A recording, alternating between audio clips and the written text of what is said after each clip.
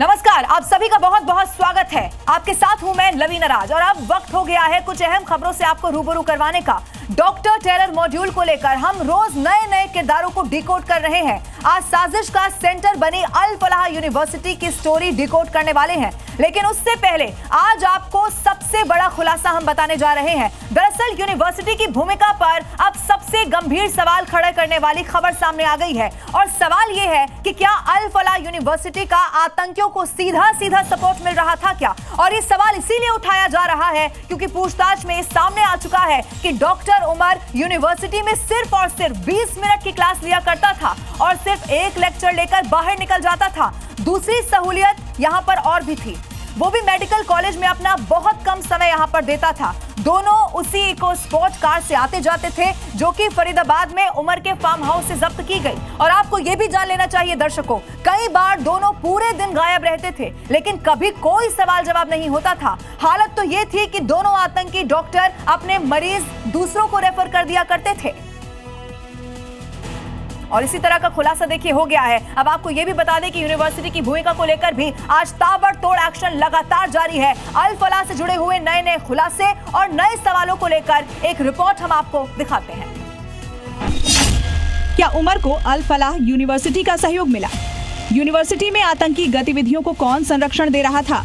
University प्रबंधन को आतंकी साजिश की जानकारी थी। उमर मुजम्मिल का नेटवर्क यूनिवर्सिटी के सहयोग से बढ़ा। यूनिवर्सिटी में आतंकी डॉक्टर दिखावे के लिए नौकरी कर रहे थे। इस तरह के सवालों की लिस्ट लगातार लंबी होती जा रही है और यूनिवर्सिटी पर शक गहराता जा रहा है क्योंकि आतंकी डॉक्टर्स पर नया खुलासा हैरान करने वाला है। अल फलाह यूनिवर्सिटी की भूमिका पहले से संदिग्ध है। एजेंसियों की जांच में अब सामने आया है कि असिस्टेंट प्रोफेसर के तौर पर काम करने वाले डॉक्टर उमर का यूनिवर्सिटी में आने जाने का कोई फिक्स टाइम नहीं था। उमर को बहुत सारी ऐसी सहूलियत मिल रही थी जो दूसरे किसी स्टाफ को नहीं मिलती थी, तो वहीं दूसरी ओर मुजम्मिल छात्रों से दूरी बनाकर रहता था। वो ज्यादातर छात्रों के लिए सिर्फ फोन पर उपलब्ध होता था। जैसे जैसे जांच का दायरा बढ़ रहा है, यूनिवर्सिटी के छात्रों और स्टाफ से सवाल जवाब हो रहे हैं। आतंकी साजिश में यूनिवर्सिटी की भूमिका को लेकर लगातार नए एंगल जुड़ रहे हैं। उमर और मुजम्मिल को मिली सहूलियत के अलावा ये भी खुलासा हुआ है कि अल फलाह में डॉ निसार की नियुक्ति पर हंगामा हुआ था। निसार के टेरर लिंक पर छात्रों ने सवाल उठाया था। नियुक्ति पर छात्रों ने विरोध जताया था, लेकिन छात्रों की नहीं सुनी गई। प्रबंधन ने नियुक्ति नहीं रोकी। दरअसल डॉ निसार श्रीनगर के महाराजा हरि सिंह मेडिकल कॉलेज में असिस्टेंट प्रोफेसर थे। देश विरोधी गतिविधियों को लेकर एलजी मनोज सिन्हा ने एक्शन लिया था और डॉक्टर निसार को बर्खास्त कर दिया था। लेकिन कुछ महीने बाद ही अल फलाह में डॉक्टर निसार को सीनियर पोस्ट पर नौकरी दे दी गई। नए लेक्चरर की नियुक्ति से पहले छात्रों को जानकारी दी जाती है। इसी प्रक्रिया में जब छात्रों को निसार के बारे में पता चला, कुछ छात्रों ने इंटरनेट पर जानकारी निकाली, यूनिवर्सिटी के सामने मुद्दा उठाया, तो अल फलाह के मैनेजमेंट ने छात्रों के विरोध पर कोई गंभीरता नहीं दिखाई।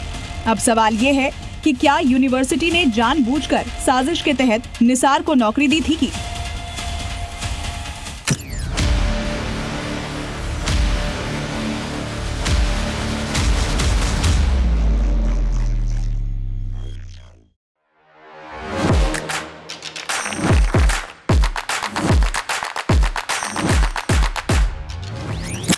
welcome Dr. Subhash Chandra.